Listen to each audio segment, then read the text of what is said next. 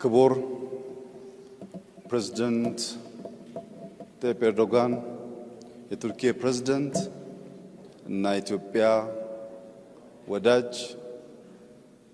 በጂ20 ሰሚት በደቡብ አፍሪካ በነበረን ቆይታ ኢትዮጵያን መጥተው እንዲጎበኙ ያቀረብኩላቸውን ግብዣ ተከትለው ዛሬ ኦፊሻል ጉብኝት በኢትዮጵያ ለማድረግ ስለመጡ ያለኝን አክብሮትና ደስታ ልገልጽላቸው ፈልጋለሁ።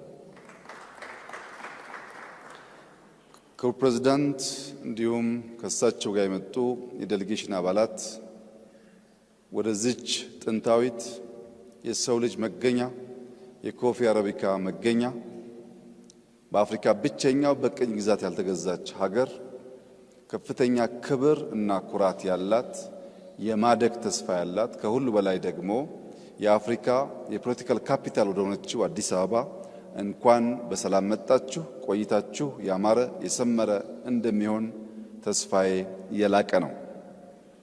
ዛሬ በነበረን የሁለትዮሽ ግንኙነትና ንግግር በአንዳንድ ወሳኝ ጉዳዮች ላይ ከፕሬዝዳንት ጋር ተግባብተናል። አንደኛው በኢትዮጵያና በቱርክ መካከል የሚደረገው የንግድ ልውውጥ ቢያንስ $1 ቢሊዮን መሙላት እንችልና ከዚያም በላይ ማደግ እንዲችል በሁለቱም መንግስታት ታቅዶ እንዲሰራበት እንዲሁም የቢዝነስ ሴክተሮች ዳይቨርሲፋይ እንዲደረጉና በሁለታችን መካከል ያለው የንግድ ልውውጥ እንዲያድግ ከስምምነት ተደርሷል።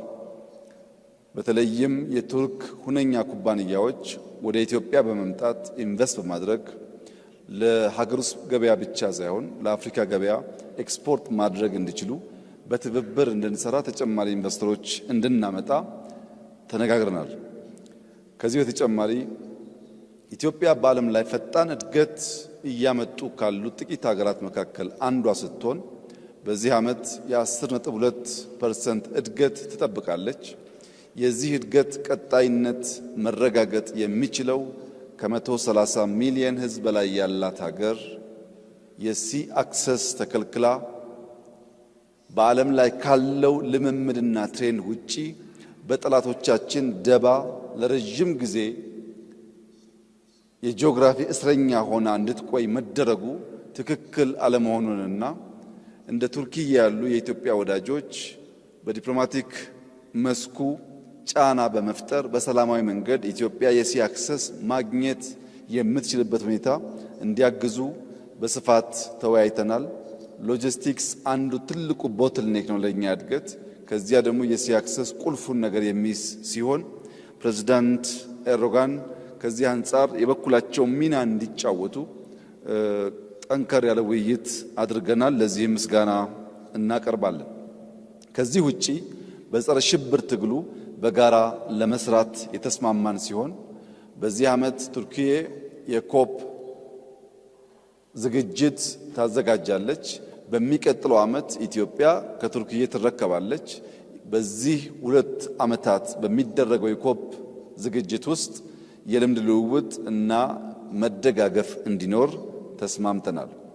ኢትዮጵያ የአፍሪካ የፖለቲካል ካፒታል በመሆኗ አፍሪካ ከፍተኛ እድገት እያሳየች ያለችበት ዘመን ስለሆነ በሚቀጥሉት 20-30 ዓመታት አፍሪካ የሚገባትን ቦታ እንደምትይዝ ታምኖ እየተሰራ ስለሆነ ቱርኪዬ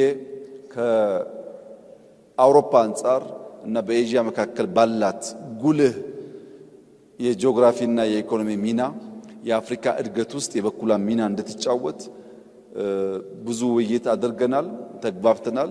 በመጨረሻም በኢትዮጵያና በቱርክ መካከል ከጥንት ጀምሮ የነበረው ዝምድና ወዳጅነት አሁንም በመከባበር በመደጋገፍ አብሮ በመስራት ወዳጅነት ለማጠናከር በእኔና በፕሬዝዳንት ኤርዶጋን መካከል ከስምምነት ተደርሷል። ከሞላ ጎደል በሁለትዮሽና በመልቲላተራል ጉዳይ የነበረን ውይይት እጅግ ውጤታማና ፍሬያማ ነበር። ፕሬዝዳንት ታይብ ኤርዶጋን ይህንን ሪጅን በደንብ የሚገነዘቡ በዚህ ሪጅን ውስጥ ኢትዮጵያ አንከር ሀገር መሆኗንና ሚናዋ መወጣት እንዳለባት የሚያምኑ በመሆናቸው ንግግራችን እጅግ የተዋጣ ነበር ማለት ይቻላል። ለነበረን ቆይታ ላሎት ኮሚትመንት ኢትዮጵያ እንዲሁም እኔም ከፍተኛ ምስጋና ላቀርብ ፈልጋለሁ። እንኳን በሰላም መጡ። ቆይታው ያማረ የሰመረ እንዲሆን እመኛለሁ። አመሰግናለሁ።